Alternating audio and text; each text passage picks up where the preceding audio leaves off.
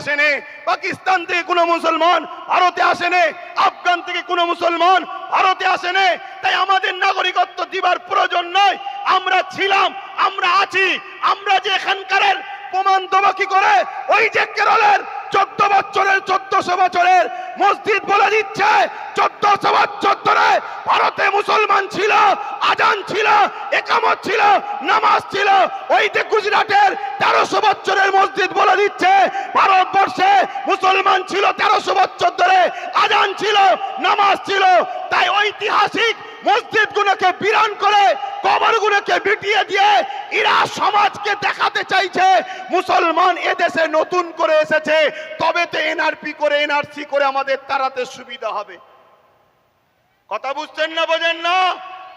তাহলে একদিকে যেমন এটা আমার ধর্মকে মিটাবার ষড়যন্ত্র, অপর দিকের পিছনে পুরো ভারতের মুসলমানদের ঘরে নাগরিকহীন করে এদেরকে গণহত্যা করার একটা ষড়যন্ত্র চলছে। মনে রাখবেন, এই জায়গায় আমাদেরকে জীবনের শেষ নিঃশ্বাস দিয়ে হলেও আমাদের ওয়াকফ, আমাদের মসজিদ, আমাদের মাদ্রাসা, আমাদের কবরস্থান, আমাদের ঐতিহ্য আমাদেরকে বাঁচাবার জন্য সংগ্রাম করে যেতে হবে। এতে আপনারা তৈরি আছেন না নাই বলুন? তৈরি আছেন তো নাকি? আর মনে রাখবেন, কেন্দ্রে আজকে যে সরকার আছে কাল বেটা মরে যাবে, অন্যজন আসবে, পরশুদিন আবার কেউ চলে যাবে, অন্যজন আসবে। কত সরকার এসেছে, কত সরকার চলে গেছে, কত রাজ্য এসেছে, কত চলে গেছে। কিন্তু মনে রাখবেন, এ দেশের একটা সংবিধান আছে। এই সংবিধান আমাদের ছিল, আছে, থাকবে। সংবিধান বলছে 1947-এ সংবিধান জানিয়ে দিয়েছে ভারতবর্ষের যেটা মন্দির মন্দির থাকবে, যেটা মসজিদ মসজিদ থাকবে, যেটা গুরুদুয়ার গুরুদুয়ার থাকবে, যেটা চার্চ চার্চ থাকবে, যেটা সনাতন ভাইদের যা যেটা যেটা ছিল 1947 থেকে ওটাকে আর চেঞ্জ করা যাবে না, ওটা ওরকমই থাকবে। তাই এই আইনকে সামনে রেখে আমি বলতে বাধ্য হচ্ছি, কেন্দ্র সরকার শুধু ইসলাম মসজিদ মাদ্রাসার বিরুদ্ধে নয়, কেন্দ্র সরকার আমার দেশের সংবিধানের বিরোধী লেগেছে। অতএব সংবিধান আগে না কেন্দ্র সরকার আগে? জোরে বলেন, জোরে বলেন। সংবিধানকে বাঁচাবার স্বার্থে কেন্দ্র সরকারের বিরুদ্ধে আমাদেরকে বুকে তাজা খুন দিয়ে হলো লড়াই করতে কারা পারবেন? উঠে দাঁড়ান, উঠে দাঁড়ান। লড়াই করতে পারবেন আপনারা? লড়াই করতে পারবেন? লড়াই করতে পারবেন? রাজ থেকে অঙ্গীকার নেন, কেন্দ্র সরকারের পক্ষে কারো কথা এই বাংলার বুকে আমরা হতে দেব না। এতে আপনারা রাজি আছেন না নাই? রাজি আছেন না নাই? কেন? আমার দেশের সংবিধান, আমার দেশের সংবিধান আমাদের কাছে আগে। আমার দেশের সংবিধানকে যে বুড়াগুল তুলবে, আমার দেশের সংবিধানের বিরুদ্ধে যে কথা বলবে, আমার দেশের সংবিধানকে যে মিটাতে চাইবে, আমরা তাকে মূল গোড়া থেকে মিটিয়ে দেওয়া রাজি আছে। কেন? অনেক কষ্ট করে এদের স্বাধীন হয়েছে। হাজারো মুসলমান, হাজারো হিন্দু, হাজারো আদিবাসী, হাজারো দলিত, হাজারো শিখ, পাঞ্জাবিদের রক্তের বিনিময়ে এদেশ স্বাধীন হয়েছে। অতএব সেই দেশের সংবিধানকে নিয়ে আজকে তুমি হতে পারো প্রাইম মিনিস্টার, কিন্তু তোমার অধিকার নয় আমার দেশের সংবিধানের উপর হাত দিতে পারে। ঠিক না বেঠিক? এখানে আর একটা ছোট্ট কথা বলবো। আজ গাড়ি বুঝাই করে করে সুলতানে হিন্দের দরবারে যান আপনারা। কি গো, জানতো নাকি? ছোট করে দেবো, টাইম কি হচ্ছে?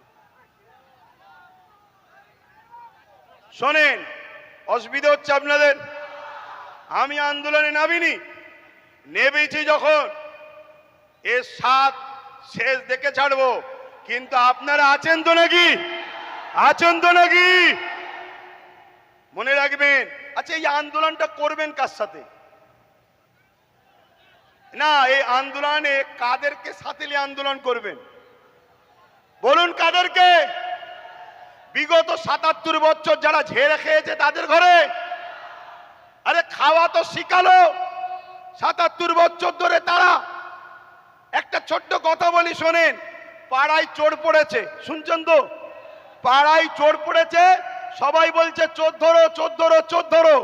ওই ভিড়েতে চোরও ঢুকে যে বলছে চোর ধরো চোর ধরো চোর ধরো। শুনছেন না শোনেন রে? আমরা কতটা নসিব ফাটা দেখুন, আমাদের নিজেদের কর্মের জন্য আমাদের সংখ্যালঘু মন্ত্রীকে, যে কিনা মুসলিম নয়, শুনছেন তো নাকি? আমাদের অকাউলিয়ে বিরোধী দল হয়ে নেতা হয়ে চিল্লাবে কে? যে কিনা মুসলমান নয়। আজকে বুকে হাত দিয়ে বলুন, আব্বাস সিদ্দিকীকে আজকে মনে পড়ছে না পড়েনি? আজকে বলুন। আমি বলেছিলাম চেয়ারের একটা পায়া দরকার, মনে পড়ছে? বলেছিলাম মনে পড়ছে? আজকে বলুন, টোটাল ভারতবর্ষে যদি বা বাংলা থেকে যদি 2-5টা নওশাদ সিদ্দিকীর মতো যদি সেন্টারে পাঠানো যেত, তাহলে বিল করার সাথে সাথে চেয়ার ছুঁড়ে মারত। এখান থেকে সংবিধানের বিরুদ্ধে কথা বলছিস, কিন্তু আজ আমরা লোভে পড়ে গেলাম বা জালিমদের লুটারতে আমরা হেরে গেলাম। কিন্তু মনে রাখবেন, এই লড়াই অনেক দিনকারের। আগামী দিন অস্তিত্ব বাঁচাবার জন্য যেমন আমাদেরকে রাজপথে সংবিধানের অধিকার নিয়ে লড়াই করতে হবে, ঠিক তেমনি সংবিধানের অধিকার নিয়ে নিজেদেরকে বাঁচার জন্য, নিজেদের অকাপ বাঁচাবার জন্য একটা চেয়ারের পায়ারও দরকার আছে না নাই? জোরে বলে আছে না নাই? মনে রাখবেন, তাই আমাদের ঘরে এখানেও দরকার, ওখানেও পাঠাতে হবে। যখনই সংবিধান বিরোধী কিছু কথা হবে, তখনই তারা লড়বে। আজকে বলুন, আব্বাস সিদ্দিকী ভুল করেছিল। এই গত দুদিন আগে পার্লামেন্টে, আমার পশ্চিম বাংলার বিধানসভায় ওয়াকফ নিয়ে আলোচনা হচ্ছিল। বড় বড় দাঁড়িয়ে রাখা মৌলী সাহেব কলকাতায় দাঁড়িয়ে বড় বড় ফুটানি দিচ্ছিল, ওর মধ্যে ঢুকে একটা ওয়াকফের পক্ষে কথা বলেনি, একটাও কথা বলেনি। আমি আপনাকে রিপোর্ট বলে যাচ্ছি, কেন? ও যদি কথা বলে পরের বারে টিকিট পাবে না, তাহলে এইরকম যদি মুনাফেক মুসলমান আমাদের মাথায় বসে থাকে, তাহলে আমাদেরকে লুটবে না তো কাদেরকে লুটবে? তাহলে এর জন্য আমাদের দোষ আছে না নাই? তাই আগামী দিন বাচ্চাদের ভবিষ্যতের স্বার্থে, কেন ওয়াকফ হলো সব থেকে বড় ইস্যু, এটা যদি মিটে যায় তোমাদের সব অস্তিত্ব মিটে যাবে। ওয়াকফ যখন থাকবে না, তুমি ভারতের স্বাধীনতার আগে দেশ ছিলে, প্রমাণ দেখাতে পারবে না।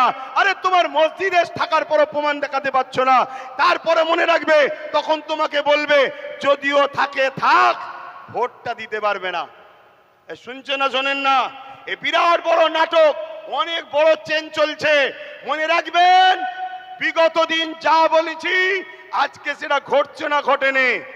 আজকে যেটা বলছি, যদি ঘুমিয়ে থাকো, অগ্রাহ্য করো, তাহলে আগামী দিন কিন্তু কোনো ঘটবে, তখন কিন্তু আব্বাস সিদ্দিকী আর বলার জন্য থাকবে না। এটা বলে দিয়ে গেলাম। এ লড়াই আমাদের জীবন মরণের লড়াই, এ লড়াই আমাদের বাচ্চাদের লড়াই। মুসলমান আমার কওমের ভাইয়েরা, ওটা অন্য সমাজের মানুষের সঙ্গে ওয়াকফ নিয়ে নিজেরা বন্ধুর মতো আলোচনা করো, তাদেরকেও বুঝাও যে ভাই, এ লড়াই কোনো হিন্দু মুসলমানের লড়াই নয়, এ লড়াই অন্য কোনো জাতি ধর্মের বিরুদ্ধে লড়াই নয়। এটা কেন্দ্র সরকার বিভাজন লাগাতে চাইছে। এ লড়াই আমার অধিকার, আমার যেটা গণতান্ত্রিক রাইট, আমার সংবিধানের রাইট, এই রাইটকে কেন্দ্র সরকার লুটছে, এটা মানুষকে বুঝাও। আজকে ছোট্ট একটা কথা বলি, আজকে আজমির শরীফে নাকি হিন্দু ভাইদের কোনো একটা বিশ্বাস, শিবলিঙ্গর কি ধর্মীয় একটা কিছু ব্যাপার আছে। আমি ভাই কারো ধর্ম নিয়ে বেশি কথা বলা পছন্দ করি না, এটা প্রেমের জিনিস। কিন্তু আমি আমার হিন্দু ভাই, সনাতনী ভাই শ্রদ্ধার সাথে জানাচ্ছি, বলুন তো ভাই, যখন গাজা খাজা গরিবে নওয়াজ হুজুরের রওজা তৈরি হয়, আজ থেকে প্রায় 800 বছর আগে আলাউদ্দিন খিলজি তখন ছিল, তখন তো হিন্দুস্তানে হাজারো লাখো হিন্দু ভাইয়েরা ছিল, আজমিরেও ছিল।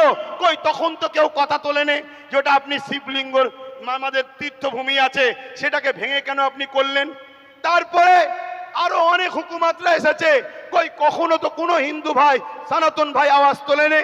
তারপরে ইংরেজ এসেছে, আজকে আমার দেশে এই বিজেপির অটল বিহারী বাজপেয়ী সাহেব এসেছে, কই তখন তো আওয়াজ ওঠেনি। এটা শুধুমাত্র আমাদেরকে ব্রেন ডাইভার্ট করছে, হিন্দু ভাইদের করে বোকা বানানো হচ্ছে। শ্রদ্ধার সাথে বলছি, আপনারা নিশ্চয়ই জানেন এলআইসি কে বিক্রি করে দেওয়া হয়েছে। এলআইসিতে চাকরি গেছে কাদের? খারাপ নেবেন না, এলআইসি মুসলমানরা চাকরি করে না, আমার হিন্দু ভাইদের চাকরি গেছে। হকারকে বন্ধ করে দেওয়া হয়েছে, কাদের কাছে চাকরি বলুন? আমার হিন্দু সনাতন ভাইদের। শুনুন আমার হিন্দু ভাইরা, সনাতন ভাইরা, শ্রদ্ধা দিয়ে বলছি, যতটা আপনি ভারতকে ভালোবাসেন আমিও ততটা ভালোবাসি। আমি আপনাকে ছোট করছি না, তবে আমার ধর্ম বলছে দেশকে ভালোবাসা, তাই দেশের জন্য মরা এটা আমাদের জন্য পুণ্যের কাজ। দেশকে আমরা এতটাই ভালোবাসি, তাই আপনাদেরকে শ্রদ্ধার সাথে জানাচ্ছি, মনে রাখবেন রেল বিক্রি হয়ে গেল, জিনিসপত্রের দাম কিভাবে চলছে, একটার পর একটা, কারেন্ট থেকে শুরু করে, এয়ার থেকে শুরু করে, এয়ারপোর্ট থেকে শুরু করে সব বিক্রি হয়ে যাচ্ছে। তাই আইকে চোখকে ঘোরাবার জন্য এই সব ষড়যন্ত্র চলছে। আসুন আমার সনাতন ভাই, আদিবাসী ভাই, দলিত ভাই, সাঁওতাল ভাই, শিখ ভাই, পাঞ্জাবি ভাই, ভারত আপনার, ভারত আমার, ভারত আপনার, ভারত আমার। আমি বলছি ভারত আপনার, আপনার আপনার আপনার, আমি আপনার ভাই, আমারও ভারত। আসুন মিলেমিশে যেভাবে ব্রিটিশের কালো থাবা থেকে আমার দেশকে আজাদ করেছি, এই সকল অশুভ যারা দেশকে লুটছে এদের হাত থেকে আমরা দেশকে আবার নতুন করে ফিরিয়ে সুন্দর করে সাজাবার জন্য কাঁধে কাঁধ মিলিয়ে চলি। মনে রাখবেন আমার সনাতন ভাই, আদিবাসী ভাই, দলিত ভাই, সাঁওতাল ভাই, ভারতবর্ষ হলো একটা গাছ, একটা গাছ, একটা বট গাছ বলেন আর যে কোনো গাছ বলেন, একটা শক্তিশালী বড় গাছ। এই গাছের অনেক শিকড় আছে, এই শিকড়ের নাম একটা সনাতন, একটা আদিবাসী, একটা দলিত, একটা সাঁওতাল, একটা বাগদি। মনে রাখবেন আমার ভাইরা, একটা শিকড়ের নামও মুসলমান। যদি একটা শিকড় কাটে গাছ দুর্বল হবে, অর্থাৎ দেশ দুর্বল হবে। মনে রাখবেন আমরা কারো দয়াতে খাই না, আমরা খাই রাজ্জাক আল্লাহর দয়াতে খেয়ে থাকি। তো ভাইরা আমার, এখানে মনে রাখবেন আজকে সব ষড়যন্ত্র চলছে, এই ষড়যন্ত্র থেকে আমাদেরকে খুব বুঝে বুঝে পা ফেলতে হবে। তাহলে এই লড়াই হিন্দুদের বিরুদ্ধে নাকি আদিবাসী, সাঁওতাল, বাগদি, খ্রিস্টান না, কোন ভারতীয়দের বিরুদ্ধে লড়াই নয়। এই লড়াই সংবিধানের পক্ষে, সংবিধান মিটানোকারী কেন্দ্র সরকারের বিরুদ্ধে আমাদের এই লড়াই, ঠিক না বেটি? আজকে রাজ্য সরকারকেও এখান থেকে বলি, রাজ্য সরকারকে এখান থেকে বলি, আপনাকে 35 বা 36টা এমপি দিয়েছে আমার সরল প্রাণ ভাইয়েরা, আমার সরল প্রাণ ভাইয়েরা ভালোবেসে দিয়েছে, ঠিক আছে, আপনাকে বিশ্বাস করেছে। এই বিশ্বাসের ন্যূনতম হকটা আদায় করুন। যদি আপনি বিশ্বাসের উপযুক্ত না হন, আগামী দিনে আপনার বামফ্রন্টের মতো অবস্থা হবে, সেটা পরের বিষয়। কিন্তু বিশ্বাসের উপযুক্ত হন। এই ভারতবর্ষে, এই বাংলায় 35 বা 36 না কটা 34টা এমপি দিয়েছে, 34টা। মনে রাখবেন বিল অকবার নিলে হবে না। অনেকে বলছেন অকবার নেবে না, অকবার নয়। যদি ক্ষমতা থাকে, যেভাবে দিদিমণি আসার সময় পার্লামেন্টে সংবিধান উল্টো ধরে চিল্লাচ্ছিল, দেখেন না, ছিঁড়াছিড়ি করছিল, ওই রকম ওখানে বক্সিং মারবেন ভেতরে। কথা বুঝছেন না, বোঝেন না? শেষবার চান্স দিচ্ছি, শেষবার চান্স দিচ্ছি। এই লড়াই সংবিধানকে বাঁচাবার লড়াই, শুধু মুসলমানদের লড়াই নয়, সংবিধানকে বাঁচাবার লড়াই। আপনি সংবিধানের স্বার্থে করেন, আমাদের ভালো যদি নাও চান, কমসে কম সংবিধানকে তো ভালোবাসেন, সংবিধানের স্বার্থে করেন। আরেকটা কথা রাজ্য সরকারকে বলে যায়, সেটা হলো এটাই, আপনার অনেক আইবি লোক আছে, পুলিশ বন্ধুরা রয়েছে, খবর আপনাদের কাছে চলে যাবে ঠিকই। শ্রদ্ধার সাথে বলছি, যে ওয়াদা করেছিলেন ওয়াকাফ ফিরিয়ে দাও, ফিরিয়ে দেব, এই ওয়াকাফকে ইমিডিয়েটলি ফিরিয়ে দেন। ওয়াকাফকে যারা দখল করেছে দখল মুক্ত করেন। এ কথা যখনই বলা হবে, রাজ্য সরকার কি বলে জানেন? যে ওইভাবে বুলডোজার আমি চালাতে পারবো না। কিন্তু আমরা দেখেছি এই রাজ্য সরকার গরিব হকারদের করে বুলডোজার চালিয়ে ভেঙেছে। দেখেছেন না? দেখেন না? তাহলে আমার হিন্দু ভাইরা, হিন্দু ভাইরা, আদি সনাতন ভাইরা, আমরা আপনাদের দুশ্মন নয়। মোদি দুশ্মনের নজর আপনাদের দেখাচ্ছে। চশমা খুলে ভাইয়ের নজরে দেখেন, আপনাদের জন্য আমার জান দিতে প্রস্তুত আছি আমরা, ঠিক না বেঠিক গো? হ্যাঁ, আমার হিন্দু ভাইরা আমাদের নয়, তাই বলে দিলাম। তবে মনে রাখবেন, যদি মনে করেন, যদি কেউ মনে করেন যে আজ মনে হয় মুসলমানরা ফেঁসে গেছে, এখানে সেন্টারে আমাদের, রাজ্যে আমাদের, সব জায়গায় আমাদের, তাহলে আমি বলবো সত্য এমন একটা জিনিস, সত্য এমন একটা জিনিস, পৃথিবীর সব মিথ্যা এক জায়গায় হয়েও সত্যকে মিটাতে পারে না। কিন্তু ইনসাফের স্বার্থে, ইনসানিয়াতের স্বার্থে বলে গেলাম। যাক, আমি সংক্ষেপ করছি, শেষ কথা আপনাদের কাছে বলি, আগামী দিন দিল থেকে বলুন, এ লড়াই কি এখানে শেষ না চলবে? এই লড়াই এখানে শেষ না চলবে? এই লড়াইয়ের দুটো পন্থা আছে। একটা পন্থা হলো সংবিধান অনুযায়ী, সংবিধান যেভাবে রাইট দিয়েছে, সংবিধানের বাইরে গিয়ে আমি তাহলে নাই। সংবিধান অনুযায়ী কলিকাতার রাজপথ ধরে এই আন্দোলন পুরো দরকার হয়, একেবারে যেভাবে দখল নিয়েছে ওভাবে দখল নিতে হয়, লিয়া হবে। ঠিক আছে না বেঠিক? এক কথা বলেন, দরকার আছে না নাই? তো মনে রাখবেন, এ লড়াই চলবে, কিন্তু সংবিধানের ডায়েরির মধ্যে থেকে, সংবিধানের আন্ডারে থেকে, সংবিধানের বাইরে গিয়ে নয়। আর একটা কথা বলি, আপনারা বোকার মতো ছুটবেন না। ওই জায়গায় বললাম, চোর ভিড়ে ঢুকে বলছে চোদ্দার চোদ্দার চোদ্দার। যারা আন্দোলন করছে বিগত দিন তাদেরকে দেখা গেছে, যারা ওয়াকাফ ঝেড়ে খায় তাদের মুখে মুখ দিয়ে গুজুর গুজুর করেছে। আমার একটু ভাষা খারাপ ভাই, কারণ আমার ছেলে শুকিয়ে আছে, তো আমার ছেলে তো খেতে পাই না, আমি তো গার্জেন, আমার বাচ্চা শিক্ষা পাই না, আমার বাচ্চা গরিব, আমার বাচ্চা কলকাতায় হোস্টেল পাচ্ছে না, পড়তে পাচ্ছে না, অথচ কলকাতায় 33 খানা এতিমখানাকে দখল করে রেখেছে শাসক। 33 খানা এতিমখানা রয়েছে কলকাতায়, ভিআইপি জায়গা রয়েছে, ওই জায়গাগুলোতে সব বিভিন্ন প্রমোটিং হয়ে যাচ্ছে, কোটি কোটি টাকা লেনদেন হচ্ছে রাজ ক্ষমতার জোরে।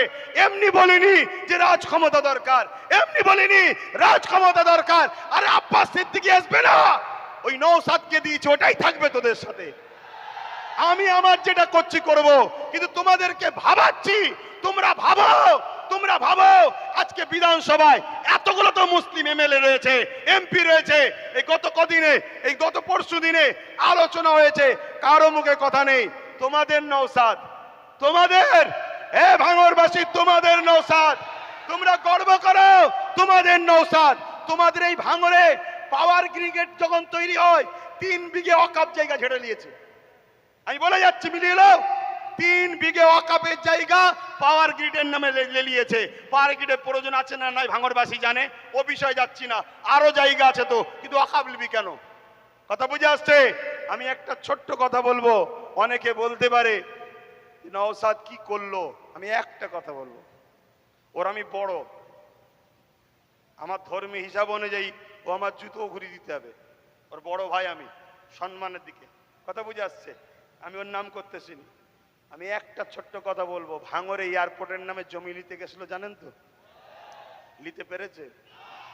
এটা তোমরা বেঁচে, তোমরাই তোমাদের নিজেদের তকদিরকে, আল্লাহর হুকুম তো বটে, করেছো ভালো। কি যদি ও না থাকতো, অন্য কেউ থাকলে একদিন সই করে জমিলে লাখ লাখ হাজার হাজার মুসলমানদের ঘরে উচ্ছেদ হয়ে যেত। কথা মাথায় ঢুকছে? কিন্তু ওই নেশার ঘোর এখনো কাটেনি। শুধু একটাই করো, যেখানে মুসলমান গ্রুপ বেশি হয় কেস দিয়ে তুলে দাও, নাই ভোটাভুটিতে ভাগ করে দাও, আর না হয় জমি অধিগ্রহণের নামে কেড়ে নাও। তো ভাই, আমি আর কথা বাড়াবো না। আগামী দিন আপনারা আমার সাথে আছেন তো নাকি? কথা বলুন, আছেন তো নাকি? একেবারে সত্য হাত তো এটা, একদম কোনো ধোকা নয় তো। অনেক কষ্ট করে যেতে হবে, গাড়ির পয়সা খরচ করে। সরকার নয়, আমি সরকারি ফান্ড নেই, সরকার নয়, সরকারি ফান্ড নেই। আর আমাকে পিছন থেকে সরকারও দেয়নি যে আব্বাস তুমি একটু নেমে যাও। আমাকে বলুনি, শুধু ওইদিকে বলো না, 8 আনা যে খাবে সেও চোর, 1 টাকা যে খাবে সেও চোর। কথা বুঝে আসছে না নাই? তো সেই জায়গায় হাত নামান। আগামী দিন বাপ ভাই আমার, সবাইকে একটু সংগঠিত হতে হবে।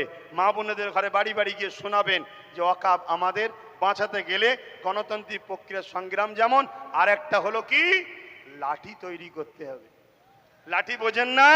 হ্যাঁ, যেখানে বিল হচ্ছে সেখানে যদি আপনার লোক থাকে, বিল ধরে ছিঁড়ে ফেলবে। বেশি কথা বললে চেয়ারের উল্টো দিক দিয়ে দেবে। ওই দরকার আছে না নাই? হ্যাঁ, কেন তুমি সংবিধান বিরোধী কাজ করছো? এর জন্য লোক দরকার আছে। আর এই ত্যাগ স্বীকার করতে আপনাদের ঘরে একটা জিনিস করতে হবে, কি, নিজেদের মধ্যে আমি বড় হব, আমি বড় হব, আমি বড় হবে স্বপ্ন ছাড়তে হবে। নিজের বাচ্চার ভবিষ্যতের জন্য আসো, সবকিছু কুরবান করো। লোভ লালসা কুরবান করো, চিটিংবাজি ধোকাবাজি কুরবান করো। 2-4টে গাদ্দার গাদ্দারি করেছে বলে চিন্তা করনি। মনে রাখবে, ও গাদ্দার দিলে চিন্তা করার দরকার নেই।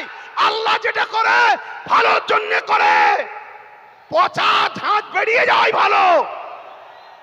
কারো জন্য কোনো কিছু আটকাই না।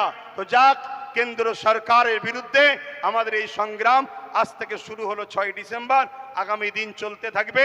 শেষ কথা আবার বলি, বাবরি মসজিদ ইনশাল্লাহ, বাবরি মসজিদ ইনশাল্লাহ, বাবরি মসজিদ ইনশাল্লাহ, বাবরি মসজিদ ইনশাল্লাহ। হাত লম্বা করে তুলে বলুন, হবে ইনশাল্লাহ, ইনশাল্লাহ। নারে দিবে, আরো দিল খুলে নারে দিবে, নারে দিবে। লব্বাইক ইয়া রাসূলুল্লাহ, লব্বাইক ইয়া রাসূলুল্লাহ। ভারতবর্ষ, ভারতবর্ষ, ভারতবাসীর ঐক্য, ভারতবাসীর ঐক্য, ভারতবর্ষের সংবিধান নারে দিবেন। পুলিশ বন্ধুদের সঙ্গে আমাদের কোনো রাগ নেই, তারা আমাদের বন্ধু, তারা আমাদের বন্ধু।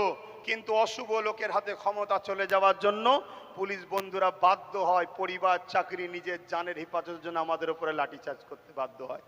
কথা বুঝে আসছে? তারা আমাদের বন্ধু, তারা কখনো চায় না, তারও তো ঘরে মা বোন বউ বাচ্চা আছে, তারাও তো একটা বদদুয়ার কথা মনে করে যে হাই লেগে গেলে, বদদুয়া লেগে গেলে শেষ হয়ে যাবে, আমার ছেলের ক্যান্সার হয়ে গেলে কি হবে। তাই তারা জুলুম করতে চায় না, কিন্তু বদমাইশ লোকের হাতে ক্ষমতা চলে যাওয়ার জন্য বদমাইশি করছে। কথা বুঝে আসছে? তো যাক, চিন্তা করার কিছু নেই। আমি এখানে সংক্ষেপ করছি, আস্তে আস্তে ঘরে যাবেন, আস্তে আস্তে ঘরে যাবেন। মনে রাখবেন, এ দেশ আমাদের ছিল, আছে, থাকবে।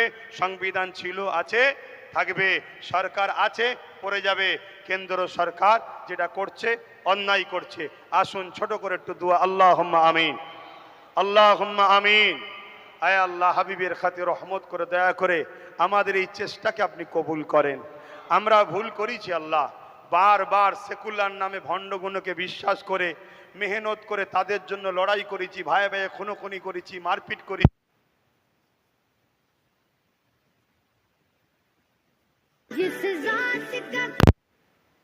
দিয়েছে মালিক, আপনার কাছে দোয়া চাই, ফেরাউন যেভাবে মিটেছে এদেরকেও মিটাবেন, নমরুদ যেভাবে মিটেছে এদেরকেও মিটাবেন, সাদ্দাত যেভাবে মিটেছে এদেরকেও মিটাবেন। মালিক, আমার দেশকে এই জালিমদের হাত থেকে হেফাজত করুন। আমার দেশের সেনাবাহিনী, পুলিশ বাহিনী, বিএসএফ বাহিনী যারা সংবিধানকে নিয়ে চলে, তাদেরকে সুস্থ জীবন দিন, তাদেরকে পরিবার বাচ্চাদেরকে হাসি খুশিতে রাখেন। আমার দেশের সনাতনী, হিন্দু, জৈন, খ্রিস্টান, শিখ, পাঞ্জাবি, বৌদ্ধ, সমস্ত ধর্ম বর্ণের ভাষার মানুষ সবার মধ্যে মানববন্ধন দিন, সবাইকে মিলেমিশে রাখেন। এই তামাম কায়নাতের সৃষ্টিকর্তা আল্লাহ, জানি আপনি আমাদেরকে পরীক্ষা নিতে শুরু করেছেন যে তোরা আমাকে কত ভালোবাসিস দেখবো। আল্লাহ, আপনার পরীক্ষায় যেন আমরা নিজেদের জানকে দিয়ে হলো এই জালিমের গদিকে তুলতে পারি, এই ক্ষমতা আপনি আমাদেরকে দেবেন আল্লাহ। আয় আল্লাহ, আপনি আমাদেরকে পরীক্ষা নিচ্ছেন, পাশাপাশি আপনার কাছে ভিক্ষা চাই, আপনি আমাদেরকে আরো কামিয়াবি দেন। এখান থেকে দোয়া আছে আমার ছোট ভাইকেও আপনি কামিয়াবি দেন, আরো যারা ন্যায় প্রাণ সত্যের সাথে কাজ করছে তাদেরকেও কামিয়াবি দেন। মালিক, ধোঁকাবাজ, চিটিংবাজ, প্রতারণাকারী, ছদ্মবেশী, মুনাফিক মুসলমানদের থেকেও আমাদেরকে সতর্ক থাকার তৌফিক দেন। আমার রাজ্যকে সুন্দর রাখুন।